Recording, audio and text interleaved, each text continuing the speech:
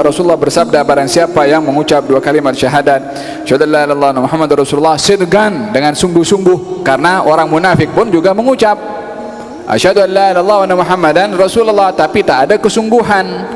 Maka Nabi sebutkan di sini, siapa yang mengucap dua kalimat syahadat dengan sungguh-sungguh, memaknai dengan sebenarnya, tidak seperti kaum munafikin, maka akan diharamkan oleh Allah daripada api neraka.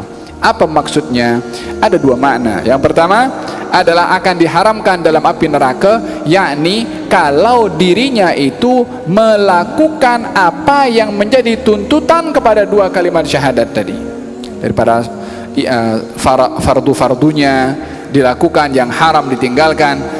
Ini maksud mengucap dua kalimat syahadat dan tuntutannya, baru akan diharamkan oleh Allah daripada api neraka. Makna yang kedua adalah kalau dia mengucap tapi banyak melakukan perbuatan yang mungkar juga, maka dia tidak akan kekal di dalam api neraka.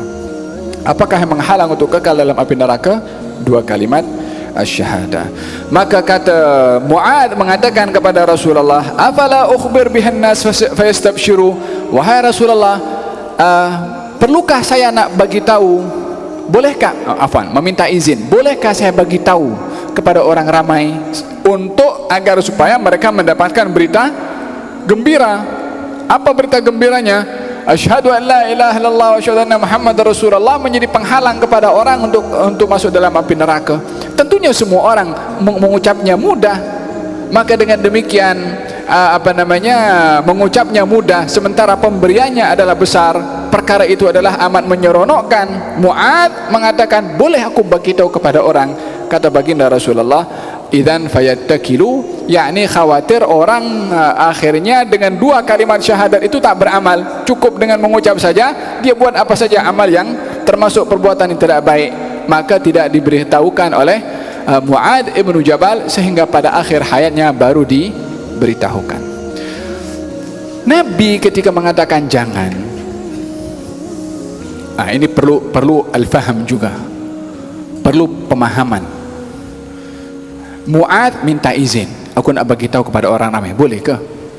Kata Nabi, khawatir mereka akhirnya berserah hanya dengan kalimat tersebut, yakni tidak beramal. Artinya jangan. Iya tidak?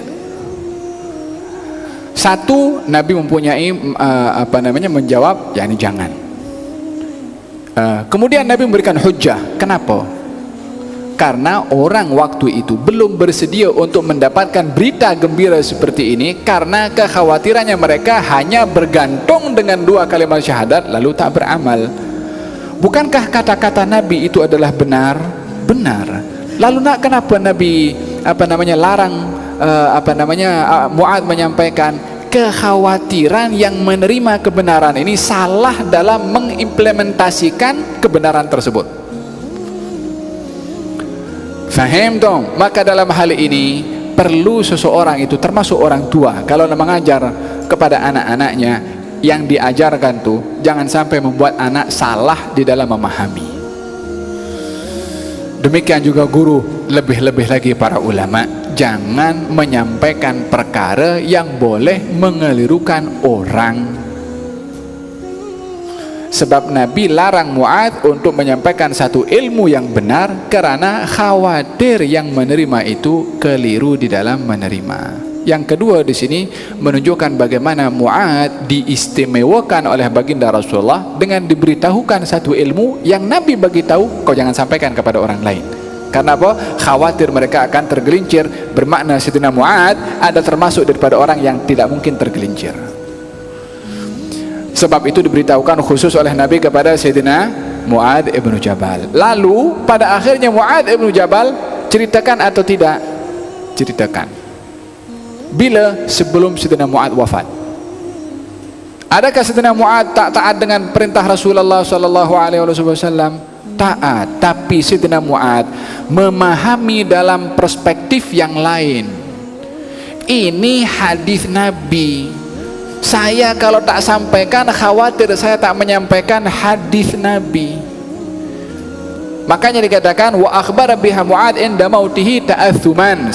Mu'adz pada akhir hayatnya menyampaikan karena khawatir dosa, menyembunyikan hadis Nabi Muhammad sallallahu alaihi wasallam, walaupun yang awalnya melarang Mu'adz menyampaikan adalah Nabi sallallahu alaihi wasallam. Artinya kalau Mu'adz pun tak menyampaikan, dalam hal ini adalah tetap tidak dianggap salah disebabkan oleh kerana Nabi sallallahu alaihi wasallam yang mengisyaratkan.